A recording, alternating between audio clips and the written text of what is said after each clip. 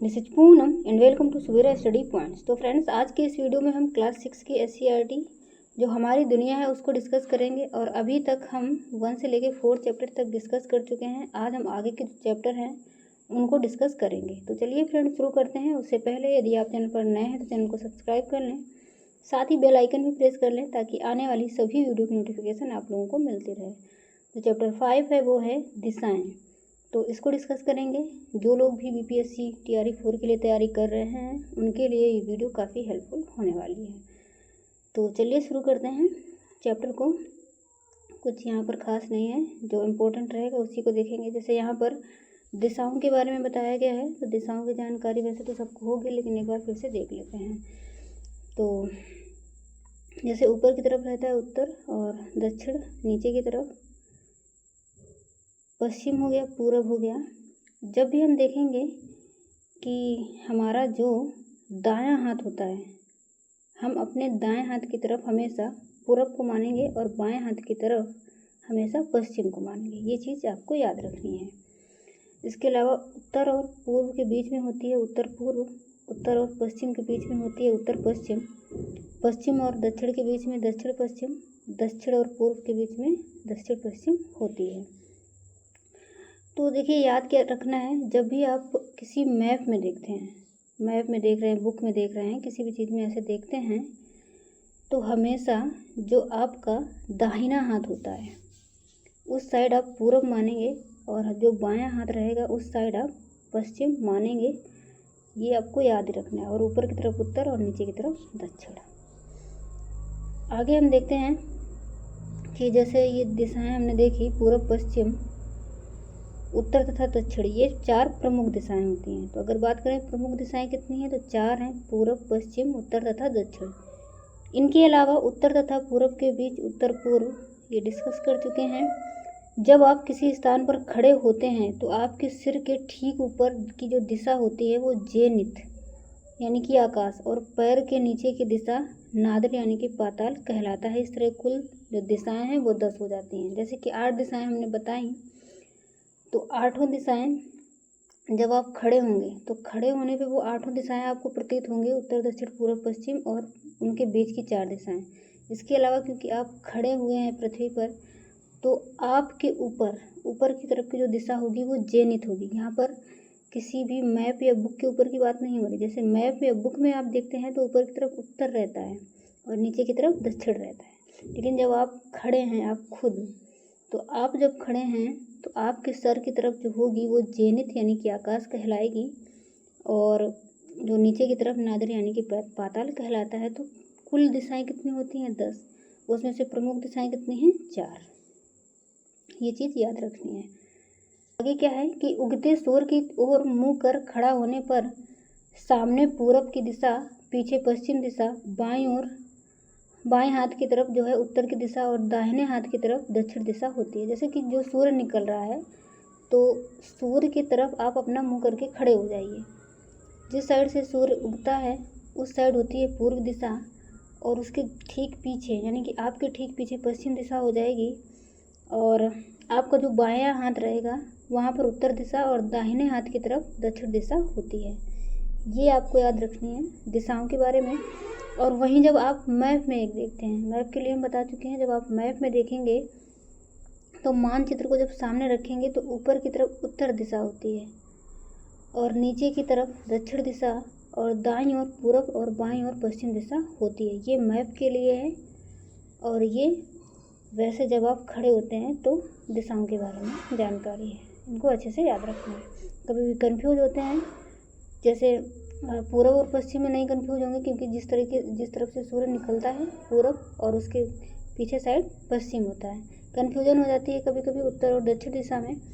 तो हमेशा याद रखना है कि जो बायां हाथ रहेगा वो उत्तर दिशा और जो दायां हाथ रहेगा वो दक्षिण दिशा। दां से दाहिना और दा से दक्षिण याद रख लेना है। और मुंह किस तरफ करके देखेंगे? जिस तरफ से सूर्य उग रहा है, इसको याद रखना है। वहीं मैप में भी कभी कभी कन्फ्यूजन होती है कि किस तरफ हम पूरब माने, किस तरफ पश्चिम माने, क्योंकि मैप में हमको उत्तर दक्षिण में कन्फ्यूजन नहीं होती। मैप में हमें पूरब और पश्चिम में कन्फ्यूजन हो जाती है। तो मैप में क्या करना है कि जो आपका दाहिना हाथ है वो पूरब रहेगा हमेशा, और जो बायां हाथ है वो हमेशा पश्चिम रहेगा। ये आपको याद रखना है। आगे ये बिहार का मैप है। बिहार में कुल 38 ज़िले हैं, ये याद रखना है। और यहाँ पर ये जो कुछ ज़िले हमने हाईलाइट किए हुए हैं, तो यहाँ हम इसमें से यहाँ कुछ जगहों पर हम जा चुके हैं, जैसे कि जमुई, हमारा जो BPSC TRE-1 का सेंटर था वो गया था जमुई में, और गया में इस समय मेरी पोस्टिंग है। और जो शुरुआत में 15 दिन की ट्रेनिंग हुई थी वो औरंगाबाद में हुई थी। इसके बाद फिर से 6 महीने बाद ट्रेनिंग हुई तो नवादा में, और नालंदा भी जो विश्वविद्यालय है वहाँ घूमने के लिए जा चुके हैं हम। तो बिहार में इन कुछ ज़िलों में हम अब तक घूम चुके हैं। आप भी अच्छे से पढ़िए, तैयारी कीजिए। उसके बाद आइए Bihar.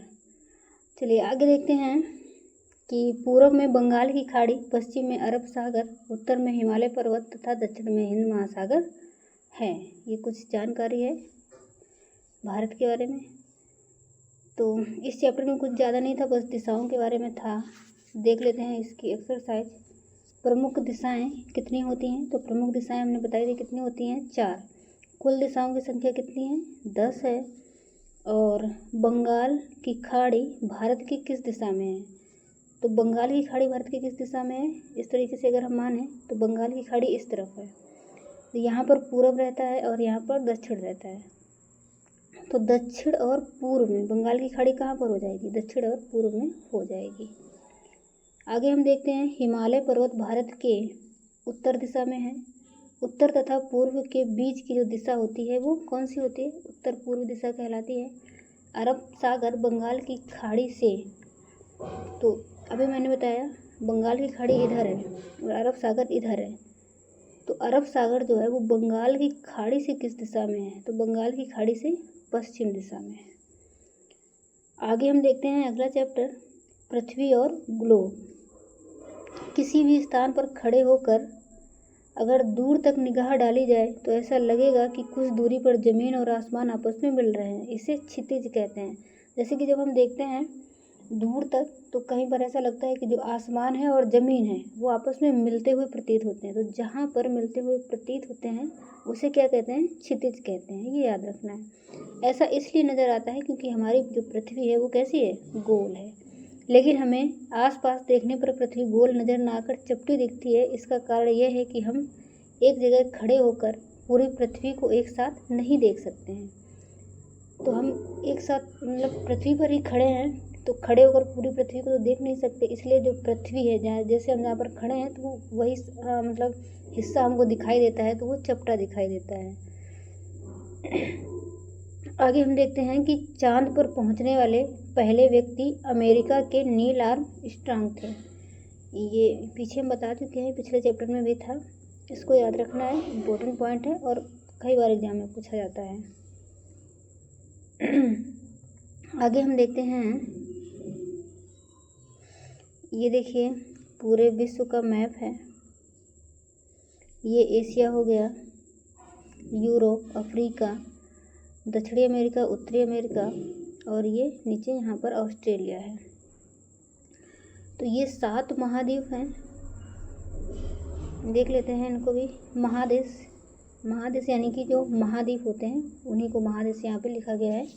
Asia, Europe, Australia, Africa, उत्तर अमेरिका, दक्षिण अमेरिका और अंटार्कटिका, ये 7 महादेश हैं। और महासागर, हिंद महासागर, प्रशांत महासागर, अटलांटिक महासागर और आर्कटिक महासागर, 4 महासागर हैं।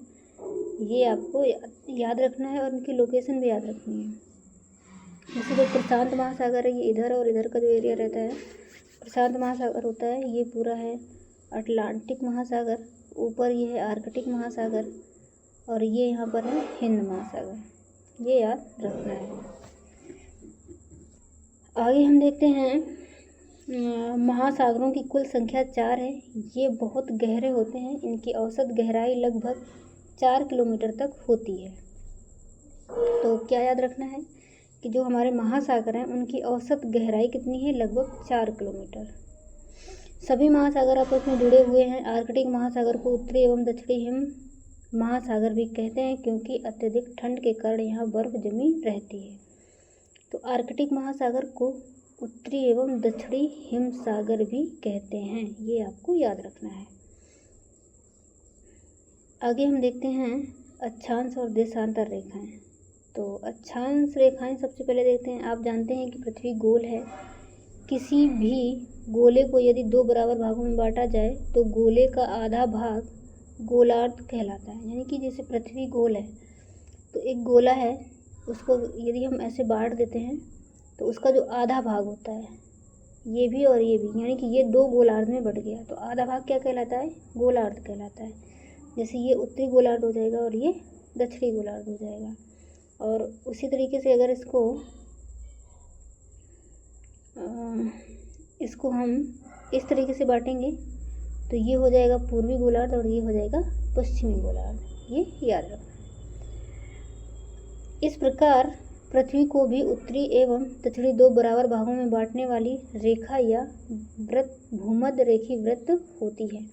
तो जैसे हमारी पृथ्वी है, पृथ्वी को उत्तरी और दक्षिणी दो बराबर भागों में बांटने वाली जो रेखा होती है, जैसे ये रेखा है तो ये पूरी ऐसे राउंड होके आएगी, मतलब इधर से लेके इधर पूरे आसपास जाएगी, तो ये वृत्त भी हो जाएगा या इसको रेखा। तो अगर रेखा की बात करें, रेखा या वृत्त दोनों ही इसको कहते हैं, तो ये भूमध्य रेखी वृत्त कहलाता है। भूमध्य रेखी वृत्त को ही भूमध्य रेखा या विषुवत रेखा भी कहा जाता है। यह सबसे बड़ा वृत्त होता है। तो जो पृथ्वी को दो भागों में बांटता है वो सबसे बड़ा वृत्त या सबसे बड़ी रेखा होती है, क्योंकि जैसे जैसे हम ऊपर जाएंगे ऐसे ऐसे ये छोटी होती चली जाएंगी। तो सबसे बड़ा वृत्त क्या है? विषुवत रेखा, या इसे भूमध्य रेखा भी कहते हैं। और इसको याद भी रखना है क्योंकि ये बहुत बार पूछा जाता है और कन्फ्यूजन हो जाती है। तो भूमध्य रेखा या विषुवत रेखा जो पृथ्वी को दो बराबर भागों में बांटती है उत्तरी और दक्षिणी गोलार्ध में, उसको बोलते हैं। तो कभी भी इस तरीके से पूछा जाए कि पृथ्वी को उत्तरी और दक्षिणी गोलार्ध में जो बांटने वाली रेखा है उसको क्या कहते हैं? भूमध्य रेखा या विषुवत रेखा।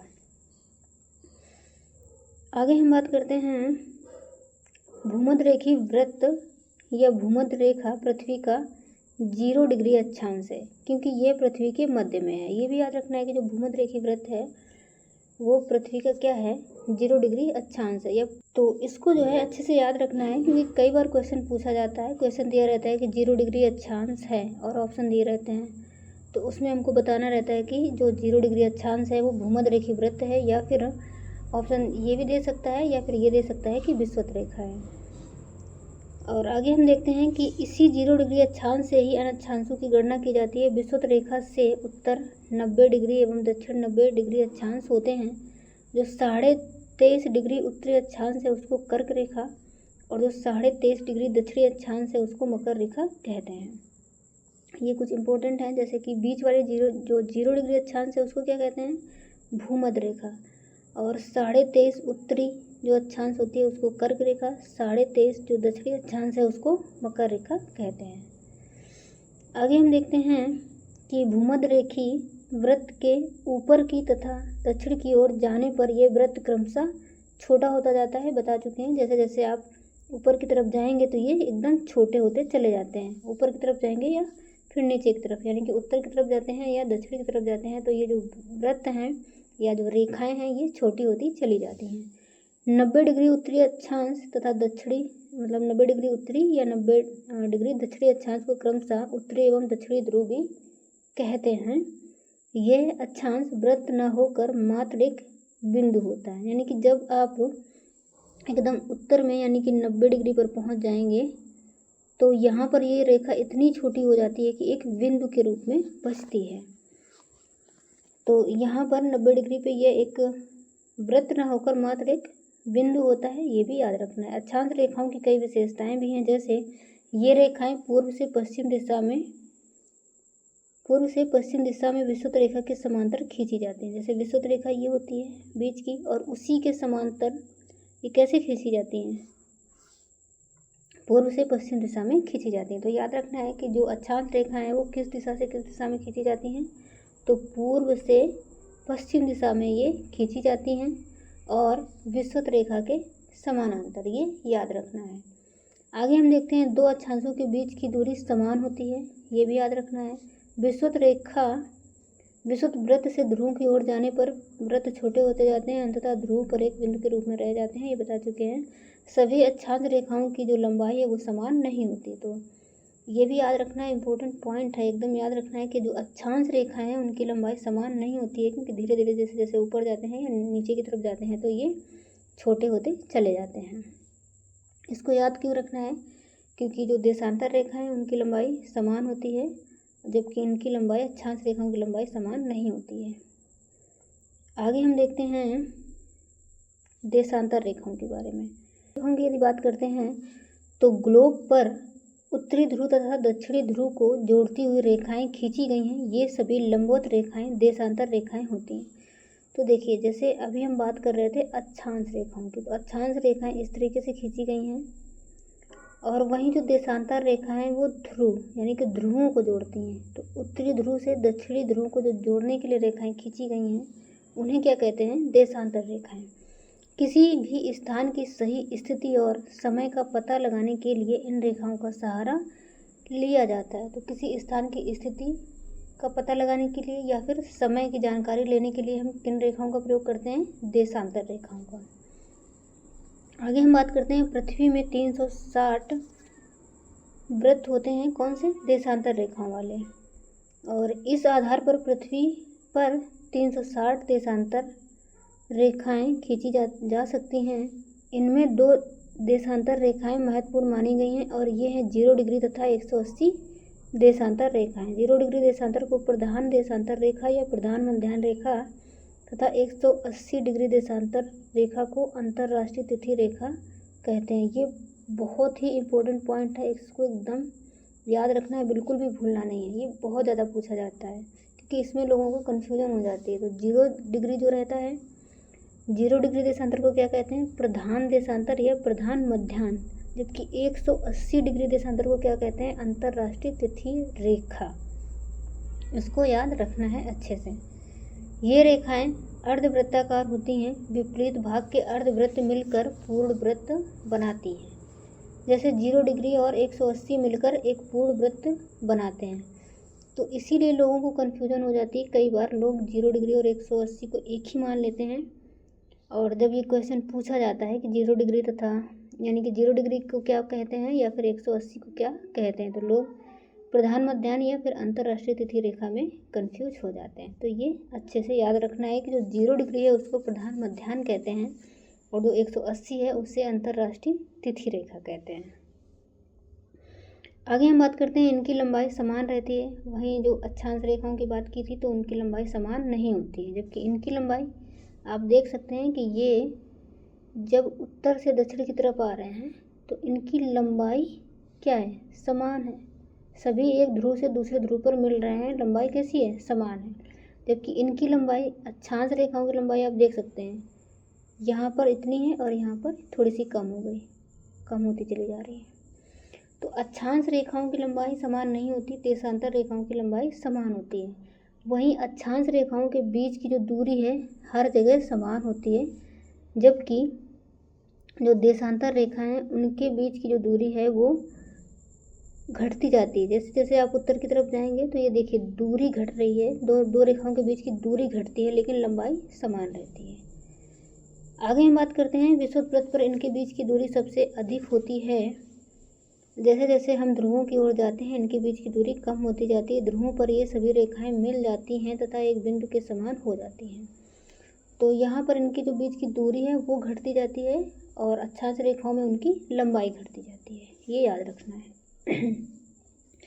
आगे देखते हैं 180 डिग्री देशांतर रेखा एक ही रेखा होती है, इसलिए ये पूर्व या पश्चिम नहीं होती, ये भी याद रखना है। सूर्य के सामने घूमती हुई पृथ्वी को एक देशांतर से दूसरे देशांतर तक पहुंचने में 4 मिनट का समय लगता है। ये भी याद रखना है कि एक देशांतर से दूसरे देशांतर तक पहुंचने में समय कितना लगता है? 4 मिनट का।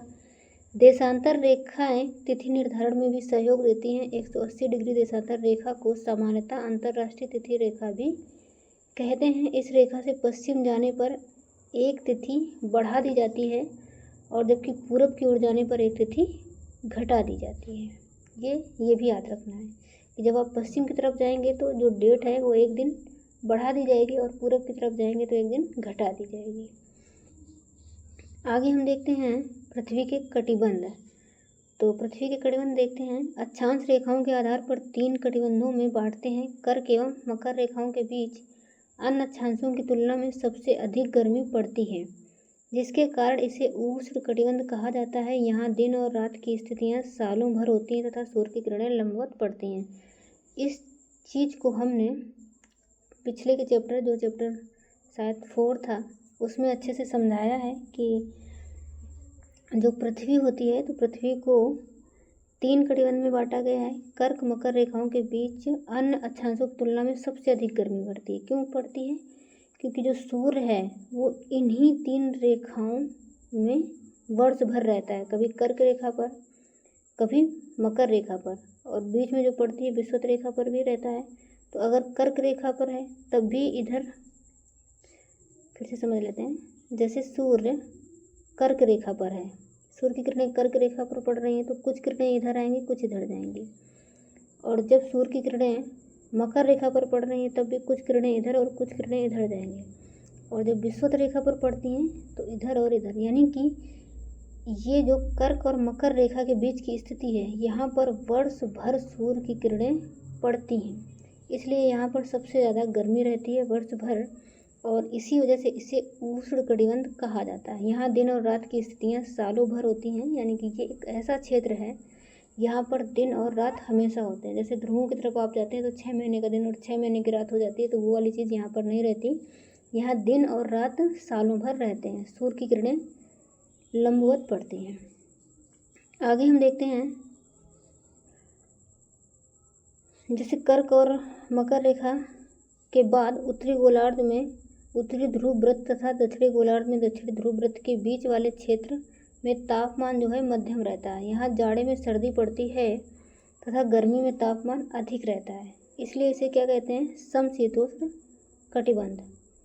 दिन और रात की स्थितियाँ होती हैं, परंतु सूर्य की जो किरणें हैं कभी लंबवत नहीं पड़ती। कहाँ पर?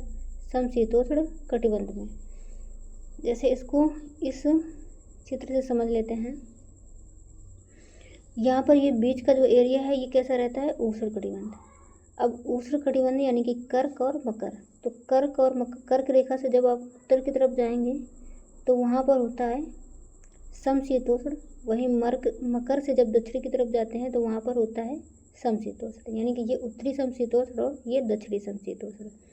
उसके अलावा और जब आप दक्षिण की तरफ आते हैं, यानी कि ध्रुवों की तरफ आ जाते हैं एकदम, तो वहाँ पर बहुत ही अधिक ठंडी पड़ती है, बर्फ़ जमी रहती है, तो उसे कहते हैं शीत कटिबंध। तो इस तरीके से पृथ्वी को 3 कटिबंध में बांटा गया है: उष्ण कटिबंध, शीतोष्ण और शीत कटिबंध। शीत कटिबंध जहाँ पर अत्यधिक सर्दी पड़ती है, बर्फ़ पड़ती है। समशीतोष्ण जहाँ पर ठंड पड़ती है लेकिन बर्फ़ वगैरह नहीं रहती। और यहाँ पर जहाँ पर अधिक गर्मी पड़ती है उसको उष्ण कटिबंध कहते हैं। देख लेते हैं थोड़ा सा। उत्तरी गोलार्ध में उत्तरी ध्रुव तथा दक्षिणी गोलार्ध में दक्षिणी ध्रुव क्षेत्रों में सालों भर ठंड पड़ती है, इसे शीत कटिबंध कहा जाता है। यहाँ 6 महीने का दिन और 6 महीने की रात होती है। तो ये याद रखना, यानी कि समशीतोष्ण जो कटिबंध होता है यहाँ पर दिन रात की स्थिति होती है। उष्ण कटिबंध में भी दिन रात की स्थिति वर्ष भर रहती है, लेकिन जो ध्रुव हैं यहाँ पर 6 महीने का दिन और 6 महीने की रात होती है, ये याद रखना है। आगे ये वाला चैप्टर, इसकी भी एक्सरसाइज देख लेते हैं। एक देशांतर से दूसरे देशांतर की दूरी तय करने में सूर्य को कितना समय लगता है? तो 4 मिनट का समय लगता है, बताया था। और अगला जो क्वेश्चन है कि सबसे अधिक गर्मी कहाँ पड़ती है? तो कहाँ पड़ती है? उष्ण कटिबंध में कर्क रेखा है, तो कर्क रेखा उत्तर वाली रेखा को कहते हैं, जो विषुवत रेखा से उत्तर में होती है, यानी कि 23.5 डिग्री उत्तरी अक्षांश को। अंतर्राष्ट्रीय तिथि रेखा से पूर्व जाने पर एक तिथि क्या होती है? घटा दी जाती है। और 23.5 डिग्री दक्षिणी अक्षांश को क्या कहते हैं? मकर रेखा। 180 देशांतर रेखा को अंतर्राष्ट्रीय तिथि रेखा कहते हैं। पृथ्वी पर कुल 3 ताप कटिबंध हैं। पृथ्वी पर कुल 360 डिग्री देशांतर रेखाएं खींची जा सकती हैं और देशांतर रेखाओं की मदद से समय का ज्ञान होता है। तो फ्रेंड्स, आज की वीडियो में हम इतना ही रखते हैं और आगे की वीडियो में अगले के चैप्टर डिस्कस करेंगे। तब तक के लिए bye bye and take care.